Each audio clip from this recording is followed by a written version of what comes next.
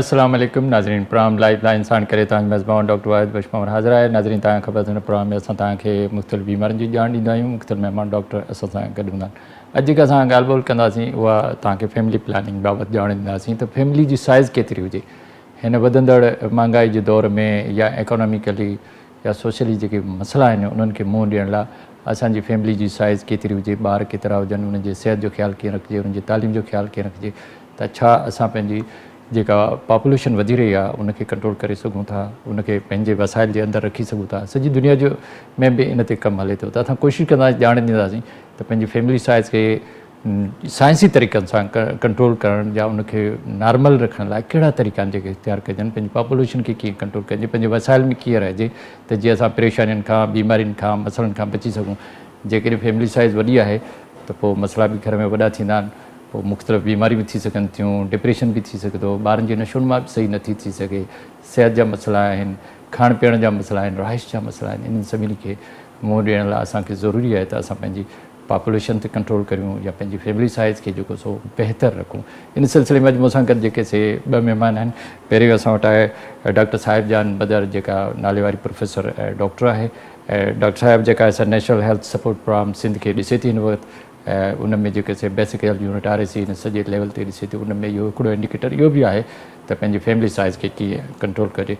ऐं ॿियो मूंसां गॾु जेको महिमान आयो आहे नवीन आहूजा आहिनि, जेके SR HR जर्नलिस्ट बि आहिनि, उन सां गॾु यूथ चैम्पियन बि आहिनि, ऐं हिन जो चवणु आहे त असां सोशल एक्टिविस्ट आहियूं।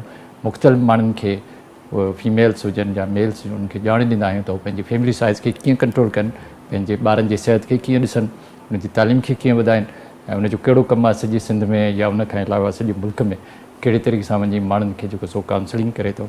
त आहूजा साहिब बि असां सां गॾु आहे, ॿिन्ही खे जेको सो असां भलीकार था चऊं। मैडम अस्सलाम वालेकुम। अस्सलाम वालेकुम आहूजा साहिब, वॾी महिरबानी तव्हां बि हिते असां लाइ।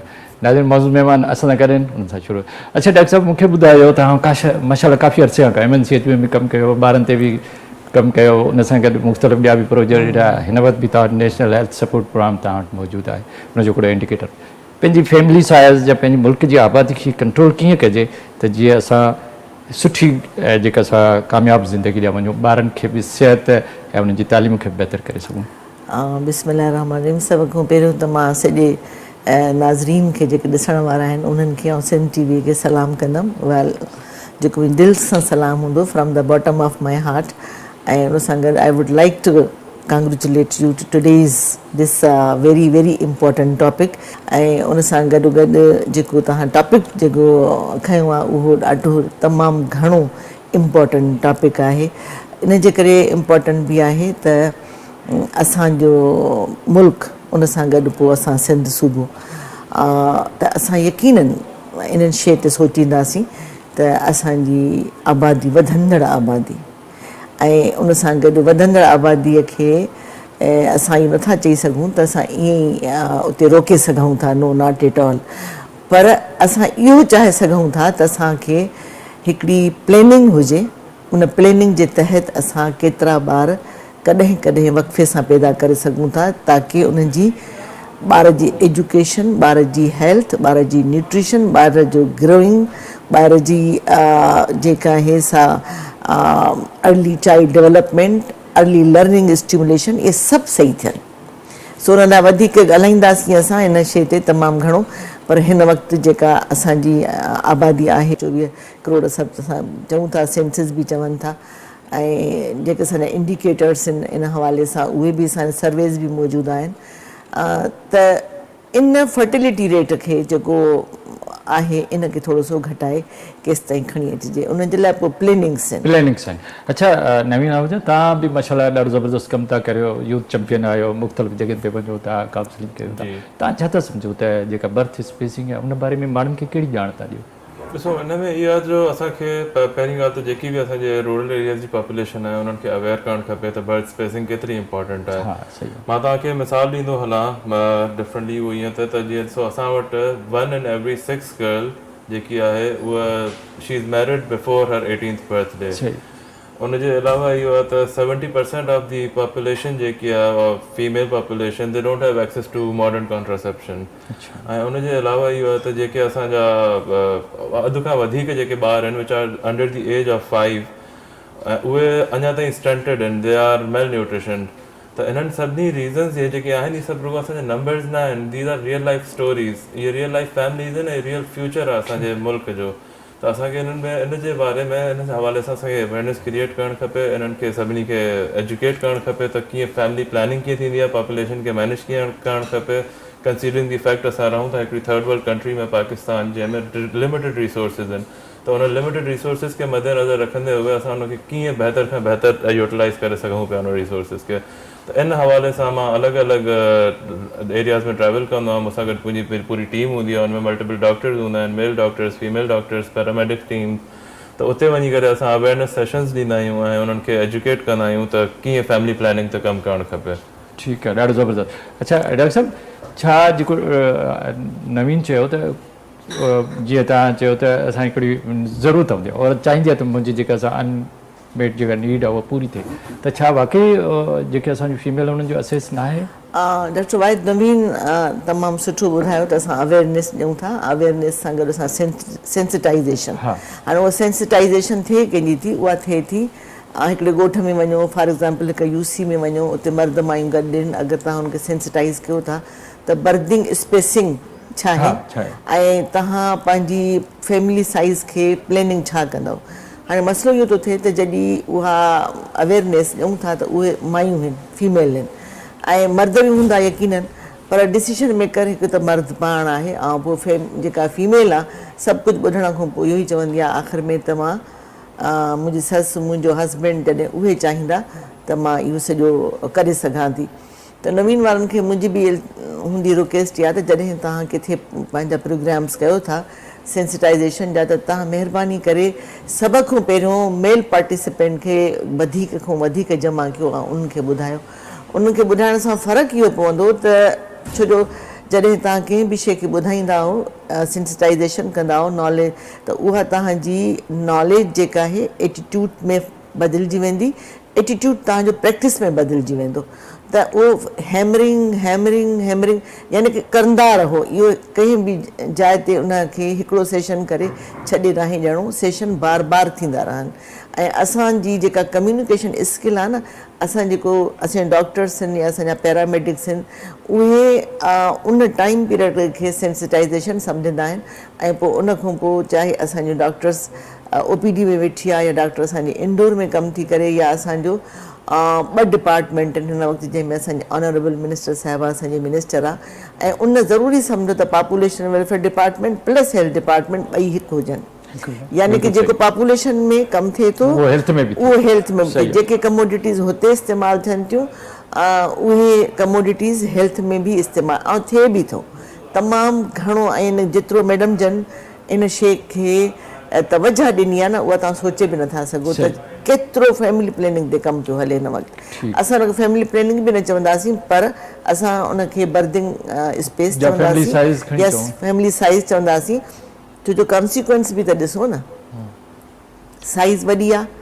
इकनॉमिकली, कल्चरली, सोशली ऐं तव्हांजा फाइनेंशियली केतिरा प्रॉब्लम आहिनि।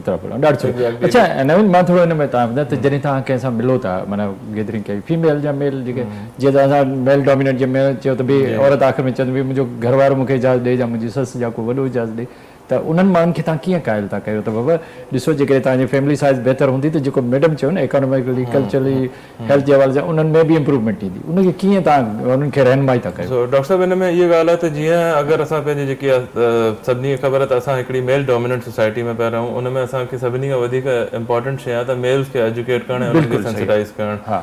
छो त हिते मोस्टली जेके मां बि रिसर्च कई आहे, इंटरव्यूज़ कया आहिनि फीमेल्स जा, उन्हनि में इहो ई साम्हूं ज़ाहिर थींदो आहे त उनजी पंहिंजी ख़्वाहिश घटि हूंदी आहे ऐं मोस्टली जेकी डिसीशन मेकिंग अथॉरिटी हूंदी आहे उहो उनजो मर्द हूंदो आहे। बिल्कुलु सही। त इन जे करे ई उहो अक्सर उन्हनि खे इशूज़ ईंदा आहिनि, त इन करे असांखे मर्द खे जॾहिं एजुकेट कंदासीं त ऑटोमेटिकली उन इम्पैक्ट असांजी पूरी फैमिली प्लानिंग जे हुन ते अची वेंदी आहे। मां तव्हांखे हिकिड़ो मिसाल ॾींदो हलां त जीअं हाणे असां वटि मैटरनल मोर्टेलिटी रेट जेको आहे दैट्स 224 पर 100,000 बर्थ्स, जंहिंमां माना अगरि 1 लख माहिर जेके बर्थ थियूं ॾियनि उन मां 224 माहिर at the time of deliveries गुज़ारे वेंदियूं आहिनि। that's due to lack of awareness and lack of उनजी जेकी आहे उनजे हेल्थ जी एतिरी नॉलेज बेहतर ना है, न्यूट्रिशन बेहतर ना है, ॼाण बेहतर ना है, उनखे ॼाण एतिरी ना आहे, उनखे अवेयरनेस ना आहे, एतिरी एजुकेशन ना आहे उन हवाले सां, त उनखे असांखे एजुकेट करणु खपे। ऐं जीअं असां कंदा बि आहियूं त जॾहिं बि असां वेंदा आहियूं इन्हनि एरियाज़ में जिते असां ॾिसंदा आहियूं त मोस्टली इशूज़ आहिनि, त उते वञी उन्हनि खे असां उन्हनि जी काउंसलिंग कंदा आहियूं, मुख़्तलिफ़ डॉक्टर्स हूंदा आहिनि उनखे गाइड कंदा आहिनि त तव्हांखे कहिड़े तरीक़े सां। ॿियो जीअं डॉक्टर साहिबा ॻाल्हि कई त स्पेसिंग, बर्थ स्पेसिंग, उहो तमामु घणी ज़रूरी आहे। अगरि उहा स्पेसिंग न आहे त उहा माउ जे लाइ, माउ जी सिहत लाइ तमामु ख़राबु आहे।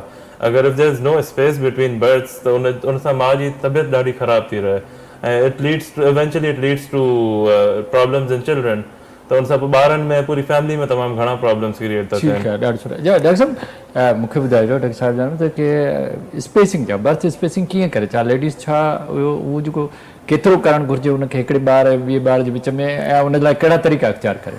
अच्छा, तव्हां पहिरीं अनमेट नीड जी ॻाल्हि कई डॉक्टर वाहिद। हाणे अनमेट नीड जेका आहे न उहा अक्सर असां वटि बाय डेफिनेशन इहा ई आहे त माई औरत चाहे थी त मां कंट्रासेप्टिव यूज़ कयां, पर मां वटि कंट्रासेप्टिव आहिनि कोन। असांजो लेडी हेल्थ वर्कर प्रोग्राम असांजी मुहतरमा बेनज़ीर साहिबा उन वक़्तु शुरू तॾहिं कयो। उनजो नालो टाइटल तव्हां पढ़ंदव न त मथां किताब जे लिखियलु आहे फैमिली प्लैनिंग बराए बुनियादी सिहत, यानी कि उनखे ख़बर हुई त उनजो विजन एॾो ब्रॉड हो, उनखे ख़बर हुई त 10 सालनि खां पोइ केतिरी असांजी पॉपुलेशन वधंदी, देन 20 इयर्स खां पोइ 30 इयर्स खां पोइ ऐं असां किथे बीठा हूंदासीं। त उन में मेन किरदारु जेको हो, जेको लेडी हेल्थ वर्कर हिन वक़्तु असां वटि मोस्ट प्रोबेबली 20,000 कम थियूं कनि, ऐं इन्हनि खे घर घर असांजो पहुचाइणो आहे कंट्रासेप्टिव। कंट्रासेप्टिव उहो जेको पिल्स हुजनि ऐं कंडोम हुजनि। अच्छा, जॾहिं तव्हां दर ते पहुचायो था त अनमेड नीड थोरी घटि थी थिए। जेके अनकवर्ड एरिया आहिनि जिते लेडी हेल्थ वर्कर न आहे त उते अनमेड नीड घणी आहे, छो जो उते न लेडी हेल्थ वर्कर थी वञे, न उते उहो पहुचाए थी। त हाणे ॿ शयूं आहिनि, हाणे गवर्नमेंट इन ते ज़रूरु कमु पई करे हींअर, त जेको अनकवर्ड एरिया आहे apart from the lady health worker, so उन में असां कम्यूनिटी हेल्थ वर्कर खणूं ऐं उनखे पे फॉर परफॉर्मेंस ॾियूं। इनखे प्रोग्रेस कंदी, परफॉर्मेंस कंदी त उनखे तनख़्वाह मिलंदी, अदरवाइज़ न मिलंदी।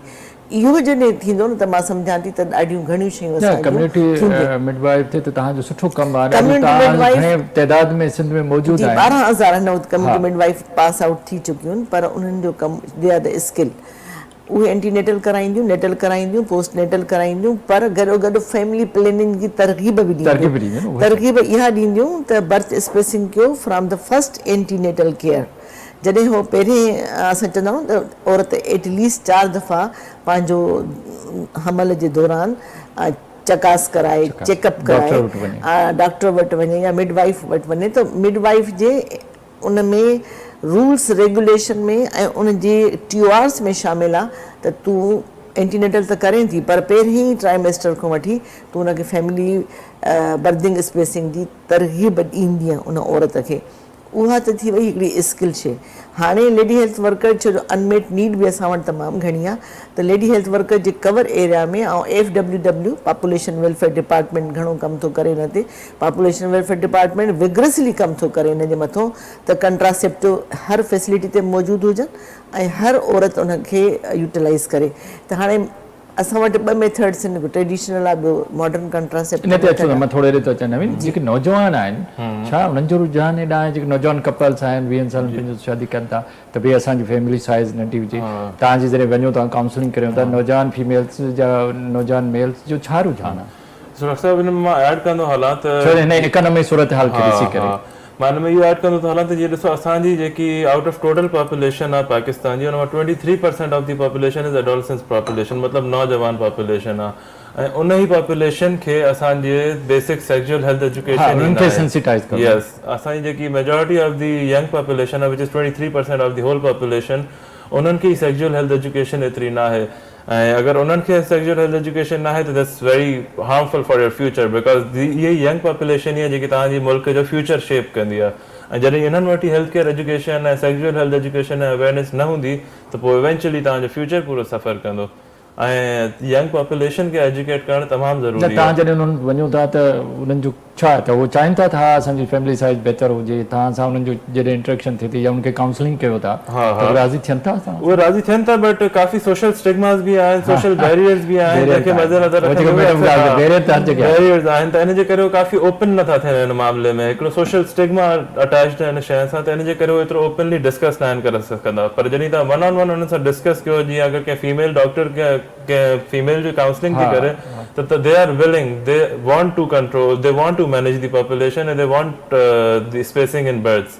वो पाण चाहिनि थियूं त माना असां कॉन्ट्रासेप्शंस यूज़ कयूं ऐं वधि खां वधि असां ॿारनि में गैप ॾियूं, बट उहो उन्हनि खे ज़ाहिर आहे उन्हनि खे उन हिसाब सां असांखे एजुकेट करिणो आहे, उन्हनि खे शयूं प्रोवाइड करणियूं आहिनि, कॉन्ट्रासेप्टिव्स जो एक्सेस हुननि वटि हुजे, हेल्थ केयर एक्सेस हुजे, इन्हनि सभिनी फैसिलिटीज़ जो अगरि एक्सेस हूंदो त इन रिटर्न इहे सभु शयूं बहितर थी सघंदियूं। त असांखे पंहिंजी यूथ खे अवेयरनेस ऐं उन्हनि खे एजुकेट करणु तमामु घणो ज़रूरी आहे, ऐं उहो थी सघे थो बाय वेरियस मीन्स।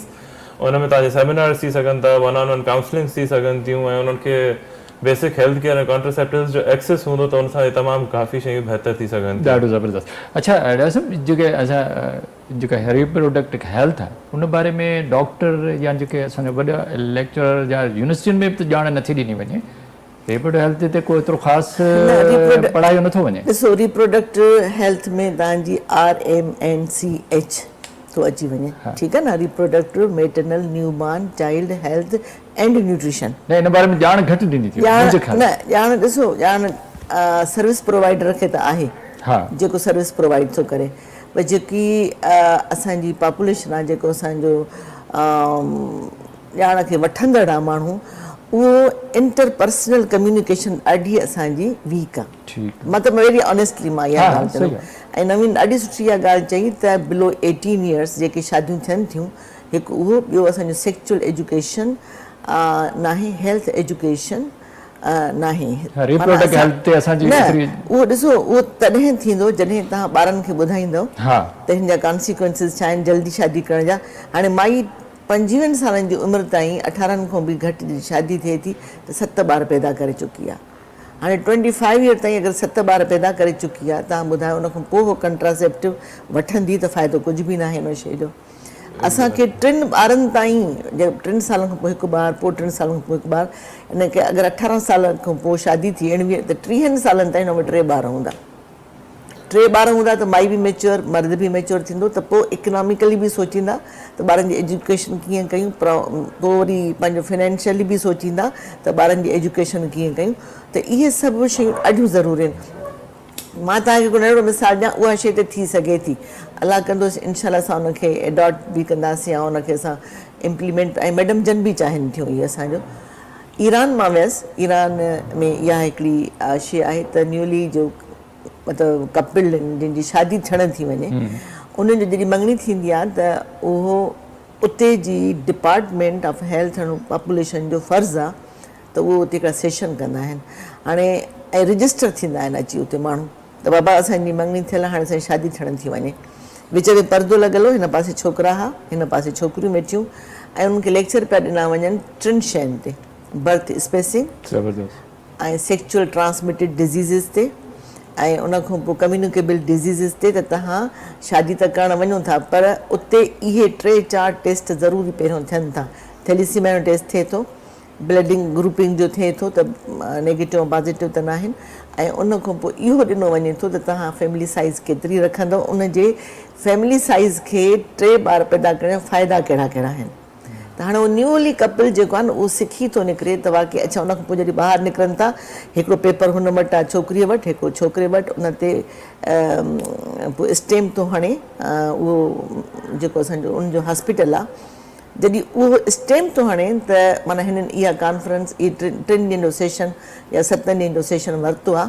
उन खां पोइ मौलवी साहिबु उते निकाह थो पढ़ाए, न त मौलवी बि जेल में, ऐं उहो बि, यानी की तव्हां ॾिसो इहा एवरी डिस्ट्रिक्ट शुड हैव इहा। हिते जेको हाणे असां वटि छा आहे, पंहिंजो ज़िले निज़ाम आहे, ज़िले जा चेयरमैन आहिनि, UC आहे, उन खां पोइ डॉक्टर आहिनि, उते असां इन खे शइ खे इम्प्लीमेंट कराए सघूं था। त उहे इहो चाहिनि, पर हिते 1-2 ट्रायल थियो हो, पर उहो वरी जिरगे जी ॻाल्हि पोइ हे ट्राइब जेके मसइला हूंदा आहिनि उहे थी विया। तव्हां हिन में कुझु ऐड करणु चाहींदो? जी, हिन में मां इहो ऐड करणु चाहींदुमि जीअं डॉक्टर साहिब ॻाल्हि कई स्पेसिंग में हुन में बर्दिंग में, त पाण वटि पाकिस्तान में स्पेशली सिंध में जेको टोटल फर्टिलिटी रेट आहे that's 3.6 children per mother, which is much higher than KP and other provinces of Pakistan. इन सां इहो थो थिए जॾहिं एतिरो हायर फर्टिलिटी रेट आहे त उन सां जेका इन्फेंट मॉर्टेलिटी रेट आहे उहो बि तमामु वधीक थो थिए, पैदा थींदे ई ॿार गुज़ारे पियो वञे, ऐं जेके पैदा बि थियनि था उहे तमामु घणा मेल न्यूट्रिशन ॿार पैदा पिया थियनि। इहो उनजी ॿार जी सिहत लाइ बि ऐं उनजे पेरेंट्स जी सिहत लाइ बि ॿिन्ही जे लाइ तमामु ख़राबु साबित थी सघे थो। ऐं अगरि जेसिताईं असां इन्हनि खे पंहिंजी जेकी यंग पॉपुलेशन आहे उन्हनि खे अवेयरनेस ऐं एजुकेट न कंदासीं, इन्हनि इशूज़ जो असां रिज़ॉल्व न करे सघंदासीं। जीअं डॉक्टर साहिब चयो, उतां जो मिसाल ॾिनो त शादी खां पहिरियां उन्हनि ॿिन्ही खे एजुकेट कयो वेंदो आहे, उन्हनि खे ॿुधायो वेंदो आहे त हे टेस्ट थींदियूं त हीअं तरीक़े सां तव्हांखे फर्दर उहो जॾहिं तव्हां टेस्ट कराईंदा त तव्हांखे एग्ज़ैक्ट पिक्चर साम्हूं ईंदी आहे, ऐं उनखे ॾिसी करे पोइ तव्हां अॻे पंहिंजी फैमिली जी प्लानिंग कंदा आहियो त घणा ॿार हुजणु खपनि, केतिरे वक़्फ़े खां पोइ हुजणु खपनि, ऐं तव्हांखे पंहिंजो कीअं रिसोर्सिस खे ॾिसंदा वञी जीअं तव्हांजी इकोनॉमी ओवर बर्डनाइज़ न थिए, तव्हां वटि लिमिटेड रिसोर्सिस आहिनि, उन ई रिसोर्सिस में रहंदे करे जेके बि एग्ज़िस्टिंग पॉपुलेशन आहे उनखे बहितर खां बहितर फैसिलिटीज़ मिली सघनि, whether it's health care, whether it's education, ऐं उनजे अलावा काई बि माना जेकी बि असांजो लिमिटेड रिसोर्सिस आहिनि। फॉर एग्जाम्पल असांजे मुल्क जा रिसोर्सिस आहिनि which can accommodate up to for example 100 people, ऐं उन में अगरि 150 माण्हू अची वेंदा, रिसोर्सिस उहे ई रहंदा, त कंहिं बि माण्हू खे प्रॉपर एक्सेस न मिलंदो फैसिलिटीज़ जो, सहूलियत उहा न मिली। हा, न मिली। अच्छा, ॾिसो कहिड़ा तरीक़ा आहिनि मतिलबु फैमिली प्लानिंग जा या स्पेसिंग जा कहिड़ा तरीक़ा आहिनि? साइंस जदीद तरीक़े सां हेल्थ में हलनि पिया जी, उन में तरीक़ा ॾिसो, हिकिड़ा ट्रेडिशनल हिकिड़ा आहिनि मॉडर्न कंट्रासेप्टिव मेथड्स, उन में तव्हांजो जेको हिकिड़ा आहिनि टेम्पररी, ॿिया आहिनि तव्हांजा परमानेंट। ठीकु आहे। त टेम्पररी में तव्हां इंजेक्शन बि करे सघो था, टेबलेट बि खाई सघो था, कंडोम बि इस्तेमालु करे सघो था, ऐं उन में तव्हां IUCD बि रखाए सघो था। पर परमानेंट में इहो आहे त तव्हां स्टरलाइजेशन कराए छॾी, ट्यूबल लाइगेशन कराए छॾी, मर्दनि वेज़ेक्टॉमी कराए छॾी, इहे परमानेंट मेथड आहिनि। त जेको असां मॉडर्न कंट्रासेप्टिव उहो त गवर्नमेंट तमामु वाफ़ मिक़दार में ॾिए पई, ऐं उहो हर हॉस्पिटल में मौजूदु आहे। मसइलो इहो आहे त उन्हनि जी अवेलेबिलिटी बि आहे ऐं उन सां गॾोगॾु उन जी यूटिलाइज़ेशन बि आहे, पर इहा असांखे ख़बर नथी पवे त इन यूटिलाइज़ेशन में उहा मां जॾहिं IUCD रखाए थी वञे, जेके सिंधीअ में असां छलो चवंदा आहियूं, त उहो त ठीकु आहे, पर जॾहिं इम्प्लांट आहे, हिकिड़ो असांजो इम्प्लांट आहे, ऐं हाणे अॼुकल्ह त असां वटि साइनोप्रेस उहो बि अची वई आहे, त उहो बि इस्तेमालु थिए थी। त तमामु घणियूं कंट्रासेप्टिव जेके डोर टू डोर त नथा वञनि सभु, पर हॉस्पिटल बेस ज़रूरु मौजूदु आहिनि, ऐं कम्यूनिटी बेस असां वटि इहे ॿ शयूं आहिनि, हिकु पिल्स आहे, हिकिड़ो कंडोम्स आहिनि। त यकीनन असां ॿी ॾाढी चङी ॻाल्हि कई न्यूट्रिशन जे बारे में नवीन, त ॿार बि मेल नरिश था थियनि। ॿार छो था मेल नरिश थियनि? ॿार जी पैदाइश जे दौरान जॾहिं ॿार माउ जे पेट में आहे, त माउ जी पंहिंजी ग़िज़ा ई पूरी न आहे गुर्बत जे करे, माउ जी पंहिंजी मल्टीवाइटामिन्स हुजनि, फैट हुजे, कार्बोहाइड्रेट हुजे, प्रोटीन हुजे, बैलेंस डाइट ई न आहे, छो जो ॿार एतिरा घणा आहिनि ऐं उनखे ई नथो पूरो करे सघिजे। त जेको पेट जे अंदरि ॿार आहे उन में माइक्रो डेफिशिएंसीज़ थी वञनि, जॾहिं ॿारु ॼमे थो त उहो ॿारु मेल नरिश न, उन वक़्तु मेल नरिश न आहे, उन वक़्तु ॿारु अंडर वेट आहे। उन अंडर वेट ॿार खे जॾहिं असां पालूं था त मथो साईं ख़ैर असां बॉटल फीडिंग आहे, बॉटल फीडिंग में ॿारु वीचारो जॾहिं 6 महीननि जो थिए थो त उहो मेल नरिश थियणु शुरू थो थिए, पोइ उहो ॿारु सीवियर अक्यूट मेल न्यूट्रिशन, पोइ उहो ॿारु मॉडरेट अक्यूट मेल न्यूट्रिशन। ऐं इहे असां हिन वक़्तु जॾहिं मां प्रोग्राम में हुअमि त PPH आहे असांजो वॾो पोटेंशियल पार्टनर हो इम्प्लीमेंटेशन में, असां 80 लख ॿार स्क्रीन कयासीं, 80 लख ॿार, उन मां 10 लख ॿार असांखे मिलिया जेके मॉडरेट अक्यूट मेल न्यूट्रिशन जा शिकार हुआ ऐं सीवियर अक्यूट मेल न्यूट्रिशन जा शिकार आहे, माना जेके स्टंटिंग, पोइ ॿारु वञी वरी जेको कन्वर्ट थींदो आहे उहो स्टंटिंग में थींदो आहे।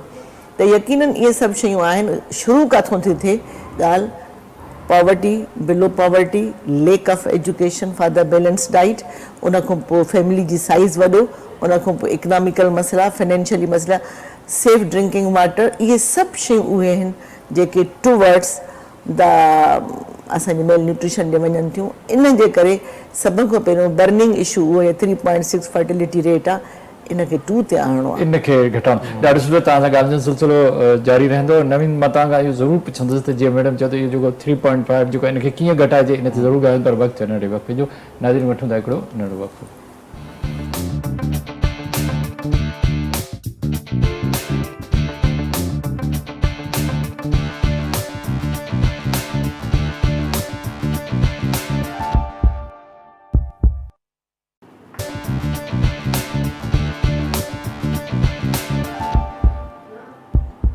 वेलकम बैक नाज़रीन। अचो पंहिंजी ॻाल्हि जो सिलसिलो ॿीहर पंहिंजे महिमान सां शुरू करियूं।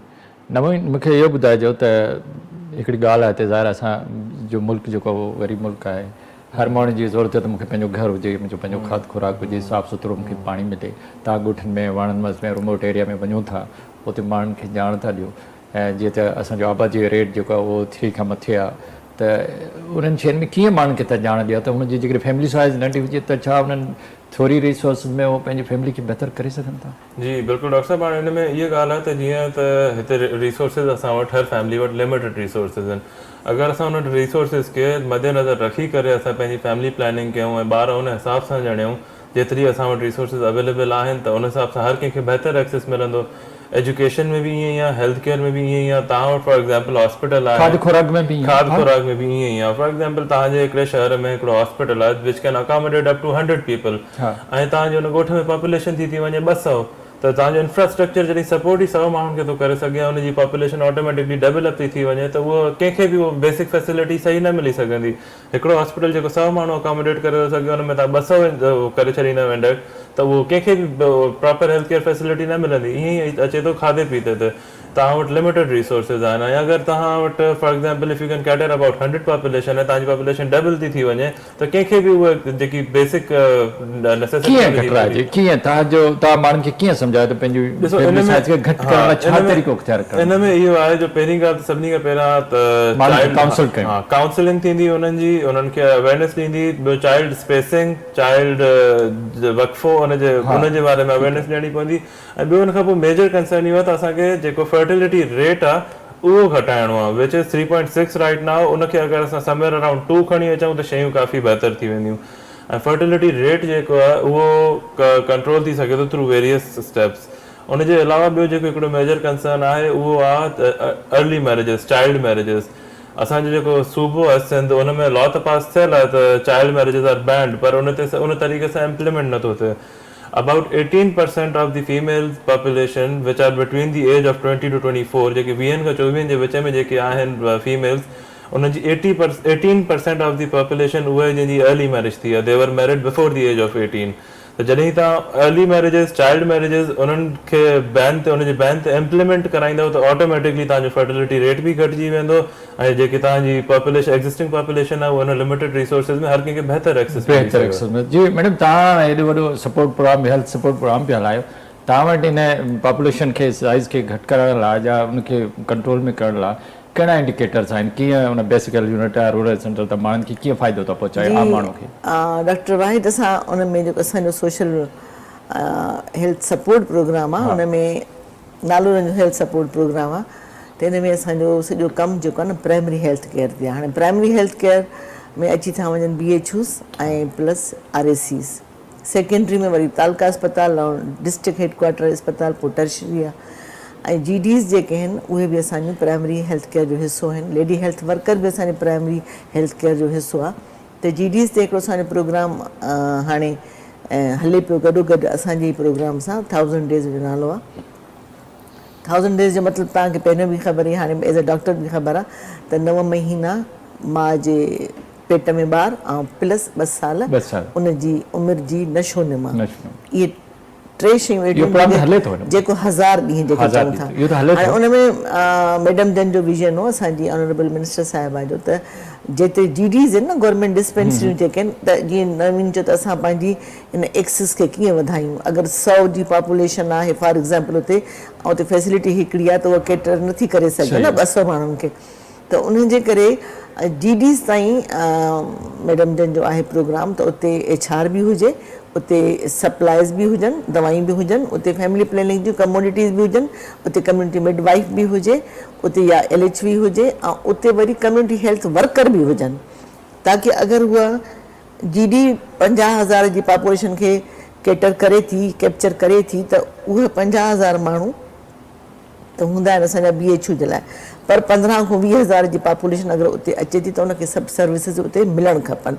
माना हिकु अगरि यूथ हेॾी अवेयरनेस ॾे, सेंसिटाइज़ करे ऐं उन खां पोइ बार बार करे, त यकीनन अगरि तव्हां हिकु डिस्ट्रिक्ट खां बि शुरू कयो न त तव्हांखे हिन जा रिज़ल्ट्स मिलंदा।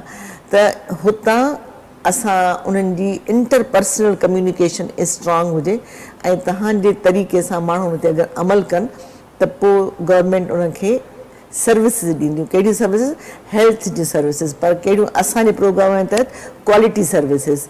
माना क्वालिटी ज़रूरी आहे, यानी की ईअं न आहे त अगरि मां फॉर एग्ज़ाम्पल उनखे डिलीवरी थी करायां त बसि डिलीवरी भराए डिलीवरी, पर उनजा WHO जा सभु प्रोटोकॉल उनखे अचनि त पोइ तव्हां चवंदव क्वालिटी सर्विसिस इहा आहे। त उनजे करे ॿियो इहो प्रोग्राम सिंध गवर्नमेंट शुरू जेको थियल आहे, सिंध सोशल जेको प्रोटेक्शन असांजो प्रोग्राम आहे, SPU सोशल प्रोटेक्शन प्रोग्राम, उन में जेके बिस्प में मायूं सम्झो पहिरियों त इहो ई हो त बिस्प जे जेके बेनज़ीर इनकम सपोर्ट बेनज़ीर जा 12,000 रुपया मिलनि था मायुनि खे।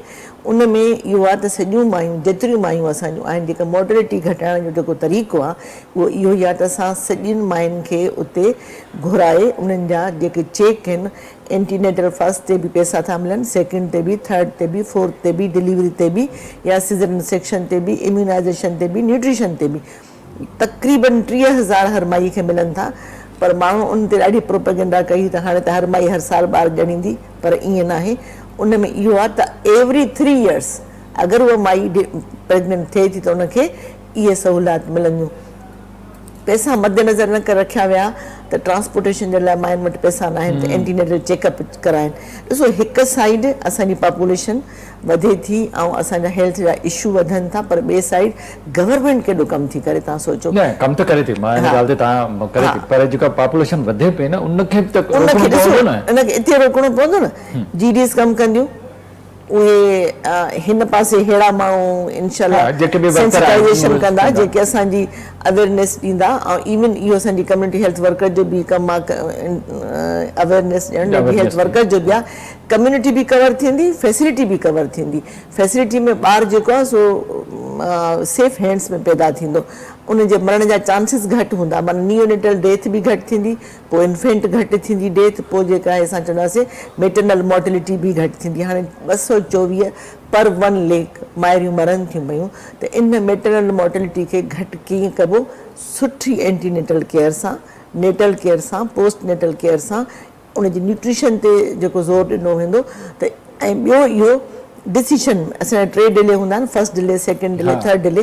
डिसीशन मेकर डिसाइड करो केरु आहे, मुड़ुस या ससु जेको बि। अगरि कोई उते माईअ खे कॉम्प्लिकेशन थिए थो, नंबर 2 जेको आहे पोइ ट्रांसपोर्टेशन 1122 तव्हां ॾिसो ट्रांसपोर्टेशन जो मैकेनिज़म।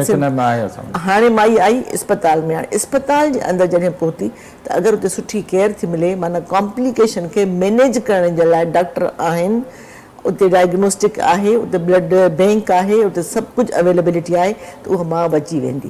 माना हाणे मेटरनल मॉर्टेलिटी खे त ईअं घटि कबो, इन्फेंट खे बि ईअं ई घटि कबो, त सिर्फ़ु माउ जो खीरु, माउ जो खीरु, माउ जो खीरु, नो बॉटल।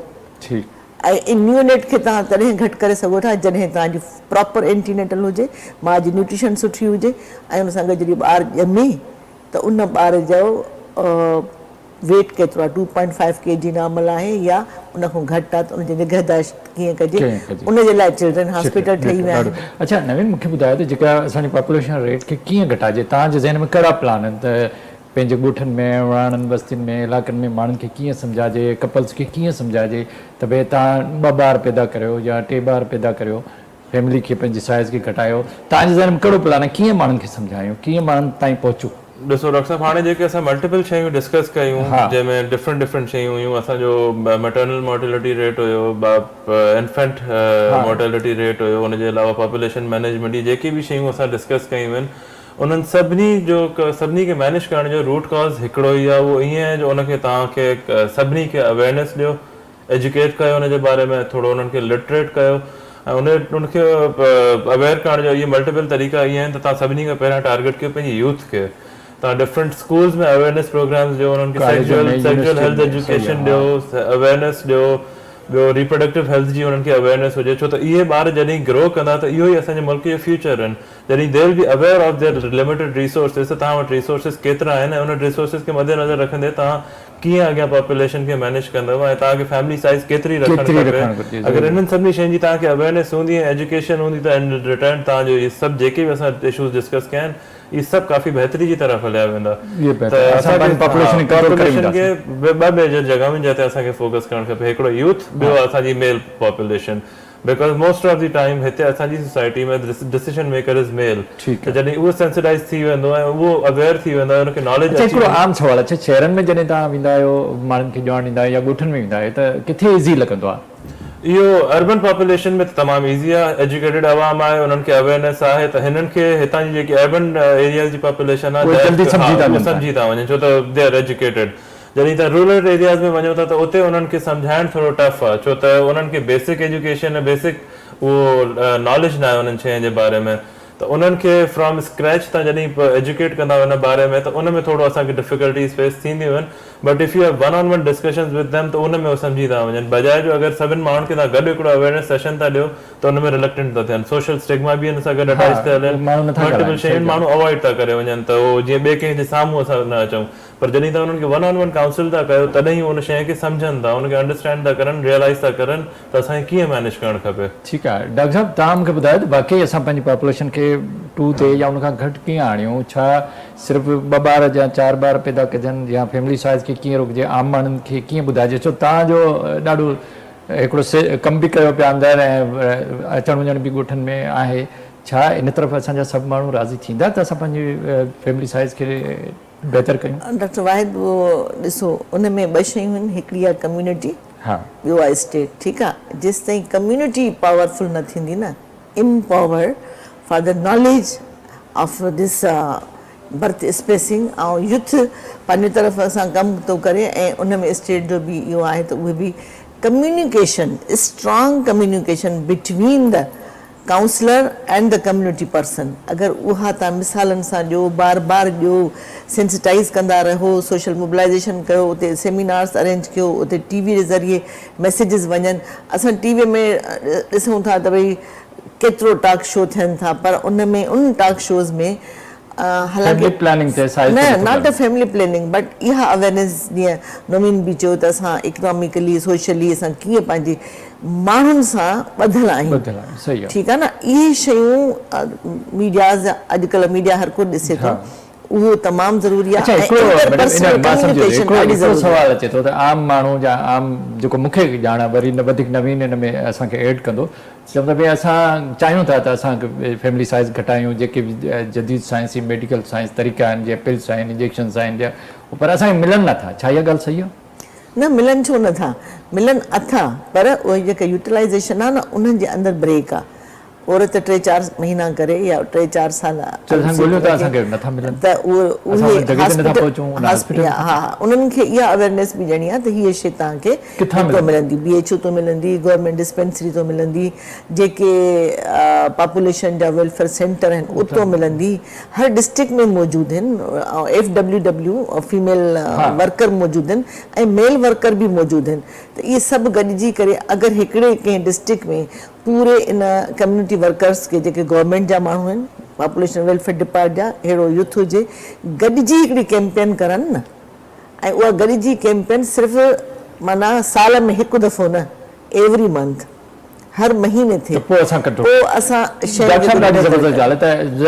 हिकिड़े कंहिं नौजवान कपल खे तव्हां ॿुधायो भई असां किथे वञूं, किथां इहे शयूं असांखे मिलंदियूं, असां कहिड़े डॉक्टर वटि वञूं या किथे वञूं जितां असांखे इहे शयूं मिलनि जीअं असां पंहिंजो बर्थ स्पेसिंग खे वधाए सघूं, इन बारे में का ॼाण ॾियो था तव्हां? इन में इहो आहे त ॾिसो सभिनी खां जेकी बेसिक शइ आहे उहा आहे availability, access and awareness of the contraceptive methods. उन्हनि खे पहिरियां त इहो एजुकेट करणु खपे त कहिड़ा कहिड़ा कॉन्ट्रासेप्टिव मेथड्स अवेलेबल आहिनि ऐं उन्हनि खे कीअं कीअं यूज़ कबो आहे, किथे मिलंदा, एग्ज़ैक्टली, ऐं किथे अवेलेबल आहिनि, त उनजी अवेलेबिलिटी ऐं उनजी नॉलेज हुजणु तमामु इम्पॉर्टेंट आहे त कहिड़ो मेथड कहिड़े तरीक़े सां उनखे यूज़ कबो ऐं किथे एफिशिएंटली उहो यूज़ थी सघे थो। त जॾहिं उन्हनि मेथड्स जी उन्हनि खे अवेयरनेस हूंदी त उन ते उहो वधि खां वधि बहितर खां बहितर एफिशिएंटली उनखे यूज़ करे सघंदा। पर अगरि त उन्हनि वटि एक्सेस ई हुनजो न हूंदो ऐं अवेलेबिलिटी ई न हूंदी त पोइ ज़ाहिर आहे उहो उन ते एक्ट नथो थी पोइ असां एतिरो कामयाबु न थी न थी सघंदासीं सघंदासीं। मैसेज छा हूंदो नवीन तव्हांजो पंहिंजनि नौजवान मुंहिंजो मैसेज इहो ई आहे त सभिनी जे लाइ त हमेशह पंहिंजी रिसोर्सिस खे मद्देनज़र रखंदे तव्हां पंहिंजी फैमिली जी साइज़ खे प्लान कयो, फैमिली उन हिसाब सां प्लान कजे जेके तव्हां वटि अवेलेबल रिसोर्सिस आहिनि, बजाए जो तव्हां रिसोर्सिस खे इग्नोर करे ऐं तव्हां पंहिंजी फैमिली अगरि वधीक कंदव त उन में ॿार बि सफ़र कंदा, फिज़िकली बि, मेंटली बि, ऐं पेरेंट्स बि सफ़र कंदा उन में, उन जा मल्टीपल पोइ साइड इफेक्ट्स थियनि था। मैडम तव्हांजो मैसेज पंहिंजो माण्हू मुंहिंजो मैसेज हर छोकिरीअ लाइ ऐं हर पीउ माउ जे लाइ इहो हूंदो, सभ खां पहिरियों त ॿारनि खे एजुकेट कयो, एजुकेशन ॾियो, लिटरेसी ॾियो, पर अर्बन न रूरल रूरल रूरल मां 3 दफ़ा चवंदमि इहा ॻाल्हि। इन जे करे ऐं ॿियो तव्हां जॾहिं बि कंहिं गोल ते पहुचणु चाहियो था त भई फैमिली साइज़ नंढो थियणु खपे, त पोइ तव्हांजे लाइ असां चवंदा आहियूं 4 A's: accessibility, accessibility, availability, accountability. अगरि 4 शयूं किथे बि मौजूदु हुजनि, चाहे कम्युनिटी लेवल ते, चाहे फैसिलिटी लेवल ते, चाहे ज़िमेदारान असां जेके माण्हू कमु था कयूं उन्हनि जे लाइ, त पोइ मां सम्झां थी असां पंहिंजो गोल अचीव करे सघूं था। पर उन सां गॾु उन्हनि जी कॉन्फिडेंट, उन्हनि जो कॉन्फिडेंशियल लेवल तमामु मथे कजे त बाबा, ऐं उनखे बार बार इहा ई कॉन्फिडेंट ॾिजे त स्टेट तव्हां सां गॾु आहे, असां तव्हां सां गॾु आहियूं, तव्हां इन शयुनि खे कयो त पोइ तव्हांजी रिसोर्सिस जे मुताबिक़ तव्हांजी जेका फैमिली साइज़ आहे उहा इंजॉय बि कंदी, एजुकेशन खे बि, माउ पीउ जे पेरेंटल केयर खे बि इंजॉय कंदी, स्कूल खे बि, कॉलेजिस खे बि। ऐं इहे अॼु जा ॿार जेके आहिनि सुठा अगरि असांजा वेल नरिश्ड पैदा थियनि था त सुभाणे जा सियासतदान बि हूंदा, साइंसदान बि हूंदा, इंजीनियर बि हूंदा, डॉक्टर बि हूंदा, आर्टिफिशियल इंटेलिजेंस जो ज़मानो अची वियो आहे, उन में बि प्ले कंदा, पोइ असांजो मुल्क तरक़ी बि कंदो ऐं यकीनन सिंध बि असांजी तरक़ी कंदी। उन सां गॾु मुल्क आहे त असां आहियूं, त यकीनन इन सभिनी शयुनि ते असां सभिनि जो इंक्लूडिंग मी, मुंहिंजो बि फ़र्ज़ु आहे, तव्हांजो बि फ़र्ज़ु आहे, तव्हांजो बि फ़र्ज़ु आहे, educate the every rural person and even the urban person with this commitment. ॾिसो, कमिटमेंट जेसिताईं अंदरि माण्हू जे न आहे न, तव्हां का शइ करे नथा सघो। त इन्हनि माण्हुनि में असांजी जेके ॻोठाणा असांजी आबादी आहे उन्हनि में कमिटमेंट, उन्हनि खे पॉज़िटिवली उन इहा शइ असांखे क्रिएट करणी आहे, जेको यूथ कंदो, जेको असांजो वर्कर कंदो ऐं कम्युनिटी खे एम्पावर कबो। So this is my message to everyone. और मुंहिंजी सभिनी वालिदिन खे गुज़ारिश आहे त प्लीज़ पंहिंजे ॿारनि खे सुठे खां सुठी एजुकेशन ॾियारायो। यकीनन वसाइल न आहिनि, पर एजुकेशन जेका आहे फाउंडेशन ॾाढी ज़रूरी आहे। वॾी महिरबानी डॉक्टर साहिबजान बदर तव्हां सां वटि आहे, वॾी महिरबानी नवीन आहूजा तव्हां सां वटि आहे। नाज़रीन, असांजो मौज़ूअ महिमान असां सां गॾु आहे, ॾाढी ज़बरदस्त ॼाणो त पंहिंजी फैमिली साइज़ खे जेको सो जेकॾहिं असां पंहिंजे वसाइल जे अंदरि रखूं त पाण बि ख़ुशगुज़ारे रखूं था, पंहिंजे ॿारनि जो बि ख़्यालु रखूं था, उन्हनि जी ख़्वाहिशात खे पूरी करे सघूं था, उन्हनि जी सिहत, उनजी तालीम, उनखे बहितर नशोनुमा ॾेई सघूं था, त जेका असांजी पॉपुलेशन आहे उनखे जेके असां कंट्रोल कंदासीं त पंहिंजे वसाइल में असां ख़ुशी ज़िंदगी गुज़ारे सघूं था। इन ते प्रोग्राम लाइफ लाइन जो वक़्तु पूरो थियो। पंहिंजे मेज़बान डॉक्टर वाहिद बख्श पंवर खे इजाज़त ॾींदा। अल्लाह हाफ़िज़।